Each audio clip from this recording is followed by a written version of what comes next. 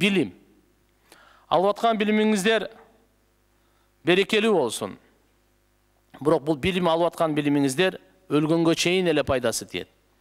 Өлгөндөн кийинкиге бул алып аткан билим пайдасы тийбейт.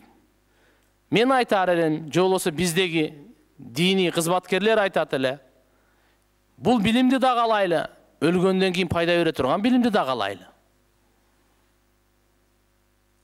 Алып аткан билимиңиздер жаралганды тегерегинде гана, изучать этет. Эң көп барса ушу айга чейин, күнгө чейин, жылдыздарга чейин. Астрономия эң көп барса ошого чейин. Буну эч ким четке каккан жок, кереги жок деп да айтпайбыз. Тескерисинче биз муктажбыз. Жакшы кийимдерди кийгенге муктажбыз. Жакшы имараттарда отурганга муктажбыз. Жакшы машинелерди мингенге муктажбыз. Жакшы соткаларды көтөргөнгө муктажбыз. Коз, шаарларды курганга муктажбыз. Булардын бардыгына биз муктаждыгыбыз бар. Электричество дейсизби, канализация дейсизби? Бардыгына биз муктажбыз. Бул билим керек. Биздин муктаждыгыбыз бар. Буну үйрөнүшүбүз керек.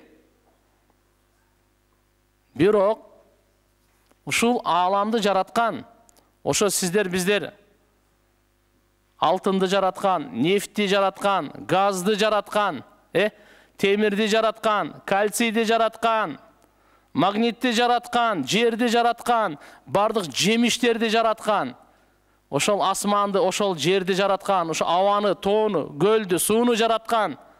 Алла субхана ва таала Кур'анда айтат: «Вассахара лакум аш-шамс вал камар ван нужум». Биз силерге кызматыңарга айды жаратып койдук, силерге кызмат кылат. Күндү жаратып койдук, силерге кызмат кылат. Жылдыздарды жаратып койдук, кандай кызмат кылат? Биз буну билбейт экенбиз. Ай, күн кандай кызмат кылат? Мөмөлөрдү пышырганга күн, бу күндүн иши. Ага түс берген айдын иши, даам берген жылдыздардын иши. Биз помидорго кызыл түс берип, огурец бадырынга жашыл түс бере турган күчүбүз жок туугандар. Же барбы? Же краскаңыз жетеби? Же бизде андай кудурет жок андай. Буну бышырганы өзүнчө, түс берген өзүнчө. Ар кимдин өзүнүн даамы бар. Коондун даамы бөлөк, дарбыздын даамы бөлөк, алманын даамы бөлөк. Алманын да канча түрлөрү бар ичинде. Бу даамды каяктан келип атат бу? Суроо берген киши жок. Бананын сары болуп калган эмне үчүн суроо берген киши жок. Бу кандай келди бул? Алла субханаху ва таала Кур'анды Каримде өз айтып атканы бул. Калайсыңар, өзүңөр тууралуу айтып берейин. Калайсыңар, аалам тууралуу айтып берейин деп Алла таала. Ва фи анфусикум афала тубсирун. Ай, жараткан тааныгыла. Ал жалгыз, шериги жок, кудуреттүү. Карасаңар, өзүңөрдүн ден соолугуңарга көз салгыла дейт Кур'ан Каримде. Көзүңөргө көрүнбөй атабы? Жүрөктүн функциясы, өпкө боор, бөйрөк, кандын айланганы, жүрөктүн соккону. Силердин буйругуңар менен иштеп аткан жери жок да. Же силердин каалооңор менен иштеп аткан жери жок да бул.